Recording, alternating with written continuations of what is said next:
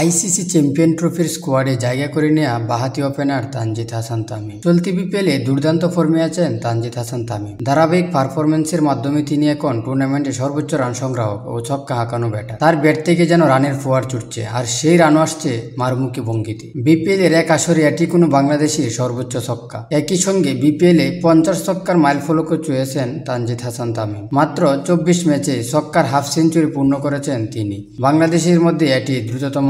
বুধবার 22 জানুয়ারি চট্টগ্রামে চিটাগং কিংসের বিপক্ষে 90 রানের দারুণ ইনিংস খেলেছেন তানজিদ হাসান তামিম। এই রান তুলতে 60টি দৃষ্টিনন্দন ওভার বাউন্ডারি হাঁকান তিনি। এই ইনিংসের মাধ্যমে বিপিএল এর এক আসরে বাংলাদেশি হিসেবে সর্বোচ্চ ছক্কা মারার রেকর্ড গড়লেন তানজিদ হাসান তামিম। এখন পর্যন্ত 29টি ছক্কা এসেছে তানজিদ তামিমের ব্যাটে। একই ম্যাচে 88 বলে 25 রানে ইনিংস খেলে চলতি আসরে সর্বোচ্চ রানের ক্যাটাগরিতে এনামুল হক বিজয়কে ছাড়িয়ে গেছেন লিটন দাস। লিটনের রান এখন 9 ম্যাচে 348, যা বিজয়ের চেয়ে 3 বেশি। কিন্তু সবাইকে ছাড়িয়ে শীর্ষে উঠে গেছেন তানজিদ হাসান তামিম। তার ব্যাটিং স্টাইল মানুষকে আকর্ষিত করেছে। শেষ 4 ম্যাচে 3টি 50 ঊর্ধ্ব ইনিংসের সাথে একটি সেঞ্চুরি কল্যাণে 10 ম্যাচে তার মোট রান দাঁড়িয়েছে 420। ধারাবাহিক পারফরমেন্সের মাধ্যমে যেন ধরাছোঁয়ার বাইরে চলে গেছেন তানজিদ হাসান তামিম। উল্লেখ্য, ছক্কার হিসেবে তামিমের পরে আছেন পাকিস্তানের খুশদিল শাহ, যিনি 8 ম্যাচে ছক্কা মেরেছেন 23টি। একের পর এক রেকর্ড করে যাচ্ছেন তানজিদ হাসান তামিম। প্রত্যেক ম্যাচেই তিনি রান পেয়ে যাচ্ছেন।